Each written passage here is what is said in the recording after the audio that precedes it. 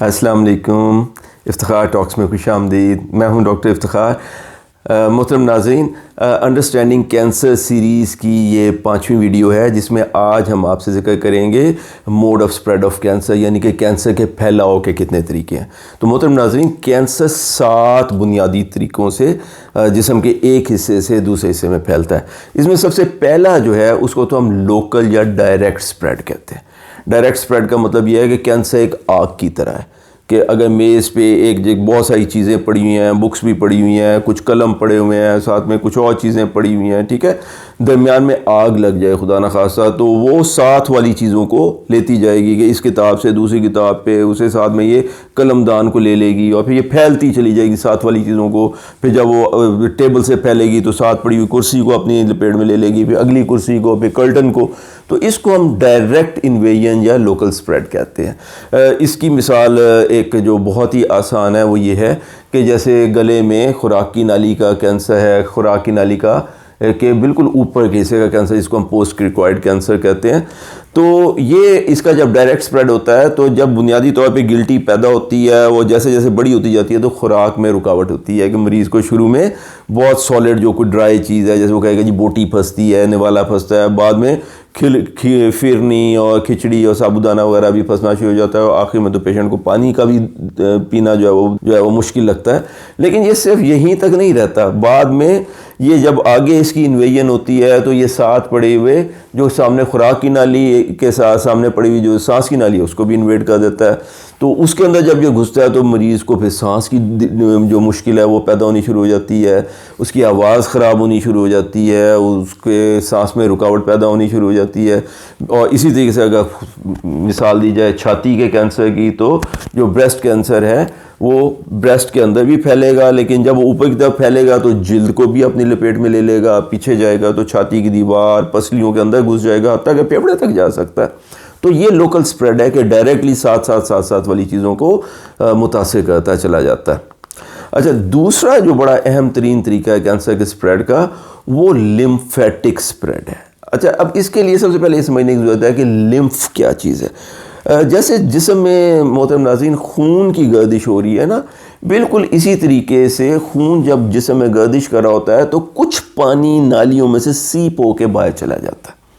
ٹھیک ہے، اسکیپ کر جاتا ہے۔ تو پانی کی طرح کا بالکل ایک شفاف مادہ جو ہے نا، وہ خلیوں میں سے یعنی سیلوں میں سے بھی سیپ کرتا رہتا ہے تھوڑا تھوڑا، اور خون کی نالیوں میں سے بھی سیپ کرتا رہتا ہے۔ تو اس کو اکٹھا کرنا بہت ضروری ہوتا ہے، ورنہ جسم پہ بہت ساری سوزش آ جائے۔ تو یہ جو پانی ہوتا ہے جو بالکل شفاف سا ہوتا ہے، اس کو لمف کہتے ہیں، اور وہ نالیاں جو اللہ تعالیٰ نے اس کو اکٹھا کر کے واپس لانے کے لیے رکھی ہیں ان کو لمفیٹکس کہتے ہیں یا لمف ویسلز کہتے ہیں۔ تو اسی طریقے سے جسم کے مختلف حصوں میں لمفیٹکس ہیں، اور وہ پانی، یہ ایکسٹرا پانی اکٹھا کر کے لمف اکٹھا کر کے دوبارہ خون کے اندر جو ہے نا وہ ڈال دیتی ہیں۔ اور اس پورا یہ جو ایک نیٹ ورک بنا ہوا ہے، ایک جال بچھا ہوا ہے خون کی نالیوں کا، لمفیٹکس کی نالیوں کا، اور کیونکہ یہ بالکل شفاف ہوتی ہیں، پانی کی طرح کا میٹیریل لے کے جا رہی ہیں اور خود بھی شفاف ہوتی ہیں، اس لیے یہ نظر نہیں آتی ہیں۔ خون میں تو، خون کی نالیوں میں تو خون ہوتا ہے اس لیے یہ نظر آتا ہے، تو وہ نظر نہیں آتی ہیں، بہت مشکل ہوتا ہے ان کو دیکھنا، ٹھیک ہے، لیکن یہ موجود ہوتی ہے۔ اور مختلف جگہوں پر ان کے اندر رب تعالیٰ نے گلٹیاں بنائی ہوئی ہیں، یعنی اسٹیشن بنائے ہوئے ہیں۔ جیسے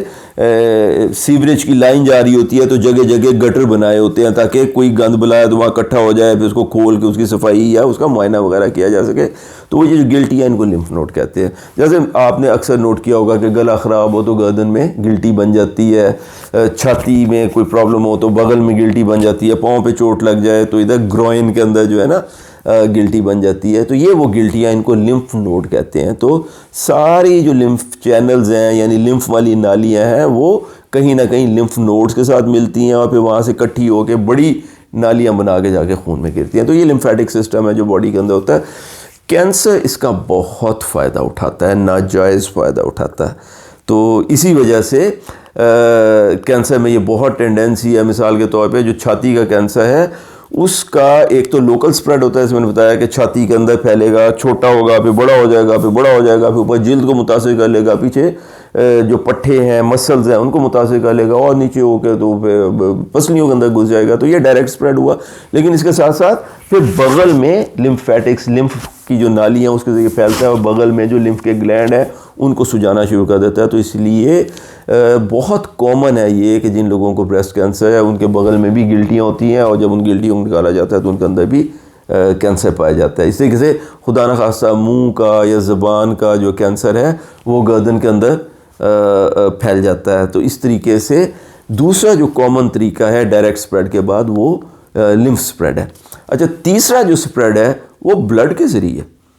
کہ کینسر کی گلٹی جب کسی بھی جگہ بڑی ہو رہی ہے، بڑی ہو رہی ہے، بڑی ہو رہی ہے، بڑی ہو رہی ہے، بڑی ہو رہی ہے، پھیل رہی ہے، تو جسم میں ساری جگہوں پہ خون کی نالیاں موجود ہیں. اب اگر یہاں کینسر کی گلٹی بڑی ہو رہی ہے اور ساتھ میں خون کی نالی موجود ہے، یہ ٹھیک ہے، تو بڑی ہوئے گی اس کے اندر پش کرے گی حتیٰ کہ ایک دن وہ آئے گا کہ اس کے اندر پھٹ جائے گی.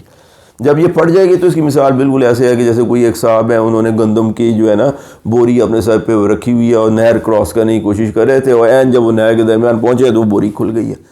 تو گندم کے سارے بیج جو ہے نا وہ نہر میں بہہ گئے ہیں، یعنی نہر یعنی خون کے اندر بہہ گئے ہیں. اب جہاں جہاں نہر کا پانی جا رہا ہے بیج وہاں پہنچ گئے ہیں. اب ان میں سے ظاہر ہے کچھ بیج ہے اس کو مچھلی کھا جائے گی، کچھ ضائع ہو جائیں گے، کچھ کسی سخت چٹان یا پتھر پہ جا پڑیں گے تو بھی ضائع ہو جائیں گے، لیکن کچھ جو ہے وہ نم زمین پہ چلے جائیں گے. جہاں جہاں جائیں گے وہاں ایک نیا پودا پیدا کریں گے. تو بلڈ کے ذریعے سپریڈ جو ہے وہ تیسری اہم ترین طریقہ ہے جس کے ذریعے کینسر ایک جگہ سے دوسری جگہ پہ پھیلتا ہے. اور جو 4 اہم ترین آرگن ہے جس کے اندر کینسر کے جانے کی ٹینڈنسی ہے، یعنی کینسر کو بہت پسند ہے وہاں تک پھیلنا، وہ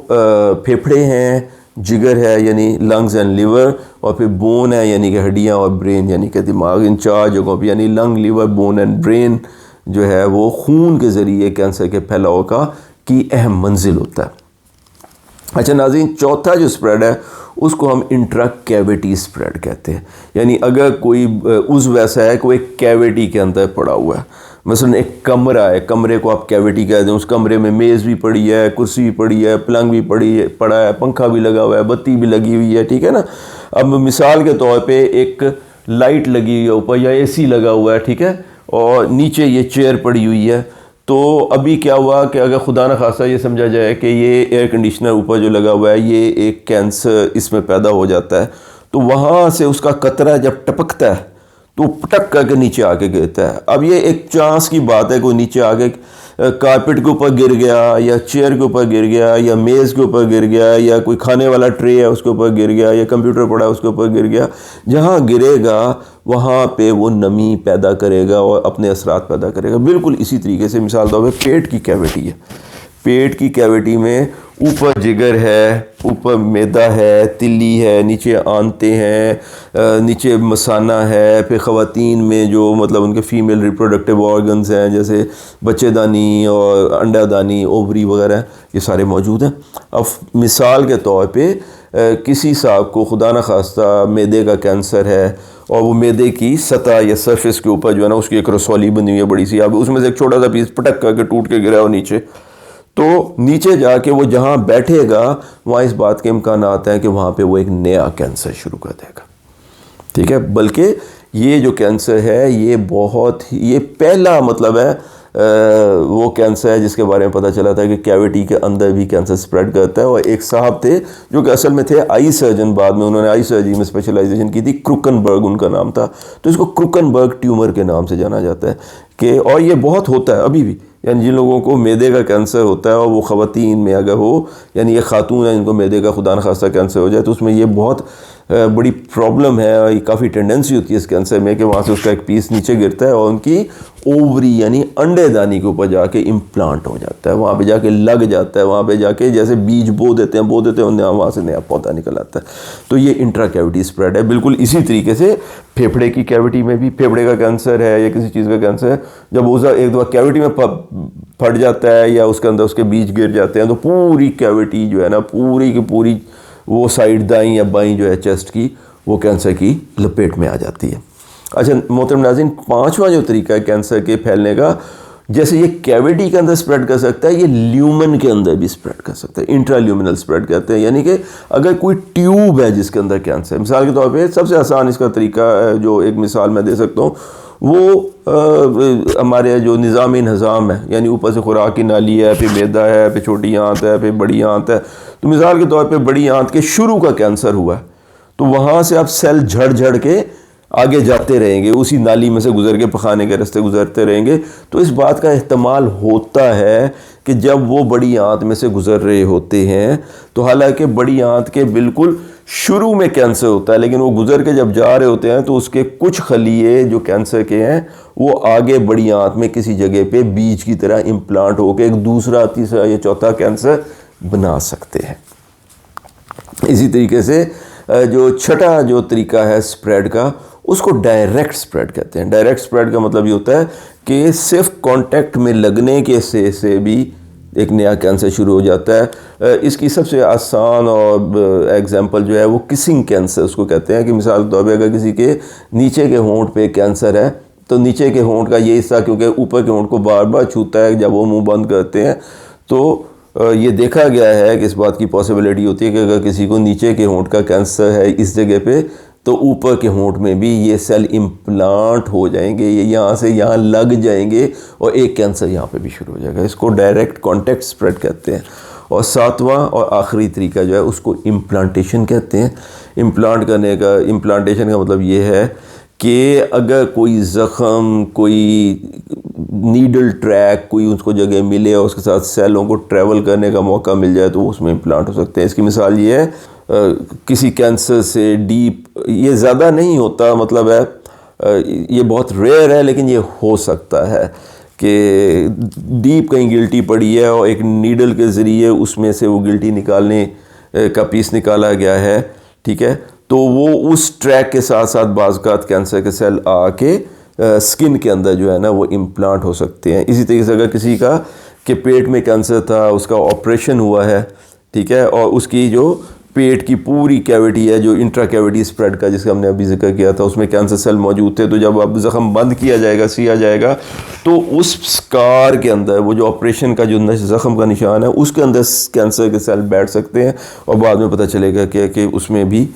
کینسر کی گلٹیاں جو ہے وہ پیدا ہو گئی ہیں. یا کسی کا بریسٹ کینسر کا جو ہے نا اس کے لیے بریسٹ کا آپریشن ہوا ہے تو پھر جو سکار کی نشان ہے، جو زخم کی جو لائن ہے، اس کے اندر کینسر جو ہے نا امپلانٹ ہو سکتا ہے. تو یہ وہ 7 طریقے ہیں جس کے ذریعے کینسر ایک جگہ سے دوسری جگہ تک جو ہے وہ پھیل سکتا ہے. لیکن ہم آپ کو پھر ایک دفعہ بتاتے چلیں کہ یہ جتنا پھیلا ہوا ہے یہ اسی پیشنٹ کے اندر ہو رہا ہے. بذات خود کینسر چھوت کی بیماری نہیں ہے، ایک شخص سے دوسرے شخص کو نہیں لگ سکتا، خواہ وہ اس کے کینسر کو چھوتا ہی کیوں نہ رہے. اس کا یہ مطلب نہیں ہے کہ آپ اس کو چھوئیں، لیکن بہرحال یہ کینسر پرسن ٹو پرسن، بندے سے دوسرے بندے کو سپریڈ نہیں ہوتا. اسی شخص میں کینسر جو ہے وہ ان 7 طریقوں سے ایک باڈی کے ایک حصے سے دوسرے حصے میں سپریڈ ضرور ہو سکتا. تو ناظرین، اگر آپ کو ہماری یہ آج کی ویڈیو پسند آئی ہو تو اسے لائک ضرور کریں، ہمارے چینل افتخار ٹاکس کو سبسکرائب کر لیں اور بیل آئیکن ضرور دبائیے، کیونکہ ہم ہر اتوار کو کسی نہ کسی اہم میڈیکل ٹاپک پہ بہت ہی دلچسپ اور معلوماتی ویڈیو بہت ہی آسان زبان میں آپ کی خدمت میں پیش کرتے ہیں. اپنا اور اپنے آس پاس کے لوگوں کا بہت خیال رکھیں. اللہ ہم سب کا حامی و ناصر ہو. السلام علیکم ورحمۃ اللہ وبرکاتہ.